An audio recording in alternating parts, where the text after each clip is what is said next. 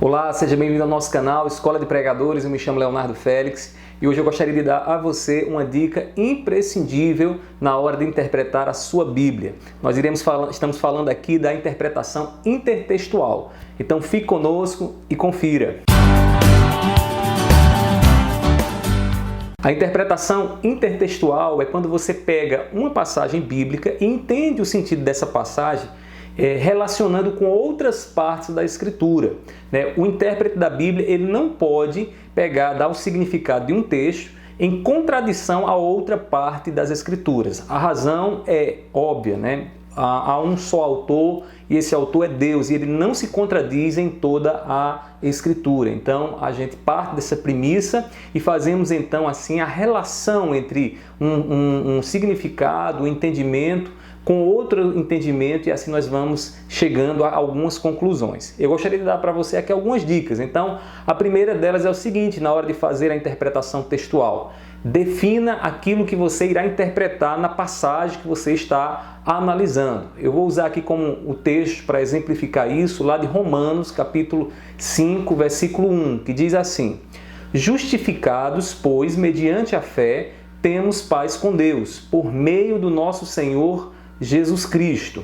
Nesse texto, o que me interessa saber é o que significa justificados. Então, quando nós fazemos a interpretação intertextual, a primeira coisa, o ponto de partida é definir, deixar claro qual é o termo e o conceito que nós iremos buscar entendimento no restante das Escrituras. Então, no caso aqui de Romanos 5, versículo 1, é o termo justificados. O que significa isso? O que é que Paulo tinha em mente? Lembrando que o que Paulo nos diz, o que Paulo afirma, não está em contradição com o que é dito acerca da justificação em outras partes das Escrituras. Se você chegou a essa conclusão de que o que Paulo está dizendo se contradiz ou é contraditório aquilo que é dito em outros textos bíblicos, então você precisa rever a sua interpretação e ver onde foi que houve alguma falha.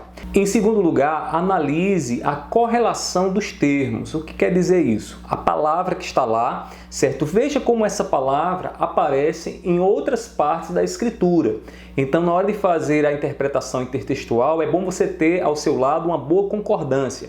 Eu gosto de usar muito a concordância lá da Bíblia Thompson, É uma concordância boa, mas existe aí no mercado concordâncias exaustivas que vão lhe dar a possibilidade de você investigar todos os termos, onde o termo aparece na Bíblia, em cada parte das Escrituras, e aí com esses textos aí separados, você vai comparando, vai percebendo como aqueles textos ali estão relacionados. Voltando lá para o texto de Romanos, capítulo 5, versículo 1, o que é que nós percebemos nesse texto? Por exemplo, lá em Romanos 3, 20, esse termo também aparece, o termo justificados. E aí lá em Romanos 3, versículo 20, diz assim o texto: porque ninguém será justificado, observe aí o termo, diante de Deus por obras da lei, pois pela lei vem o pleno conhecimento do pecado. Então, Paulo aí faz o uso de um termo, não necessariamente o mesmo termo, mas da mesma raiz, e os tradutores colocaram como justificados. Então, você fazendo isso, essa relação aí, essa correlação nas traduções, depois você pode procurar o termo no grego. O ideal é que você parta do grego, porque nós estamos fazendo aqui o caminho inverso. Mas assim, você pode ir lá no grego e pesquisar o termo exatamente como ele aparece nas Escrituras. E aí, fazendo essa pesquisa, o que é que nós encontramos? Encontramos o seguinte termo, o termo dikaiotentes, É esse o termo exato que Paulo usa lá em Romanos 5.1, que vem da raiz de Caio do grego, que aparece em Romanos capítulo 5, versículo 9, ou seja, mais à frente, e também em outro escrito do apóstolo Paulo, Tito capítulo 3, versículo 7. Então, o que é feito aqui? É a correlação dos termos. Nós buscamos na Bíblia palavras, como essa palavra aparece em outros contextos, ok?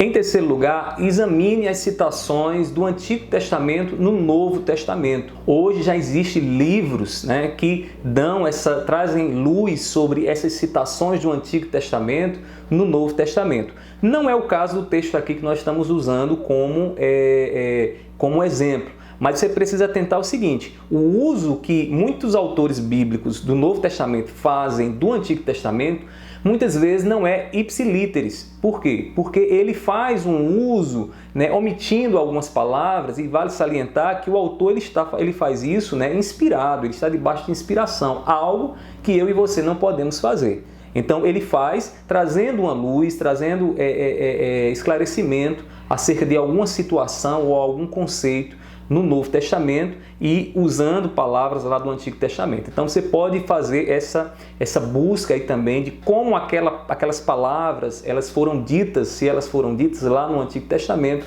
e são ditas agora no Novo Testamento, ok?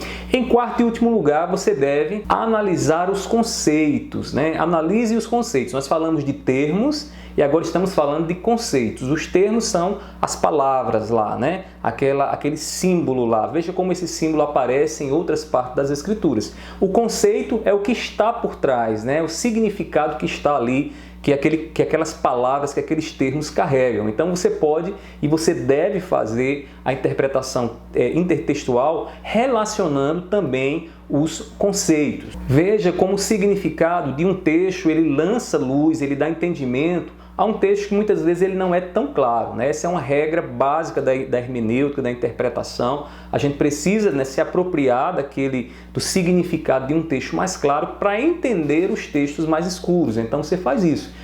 Busque saber o significado de um termo, conceito claro, ensinado em um lugar, em alguma passagem das Escrituras, e relacione para entender aquilo que é dito em outra passagem da Bíblia. Faça isso e aí você vai ganhar entendimento na hora de fazer aí a relação intertextual. Eu trouxe aqui um exemplo para a gente entender. Vejamos então o exemplo lá em Romanos capítulo 5, versículo 1. Lá o termo justificados, que é o termo que eu escolhi para fazer aí a interpretação intertextual. Já vi esse termo em outras partes da Bíblia, agora eu vou entender o seu conceito.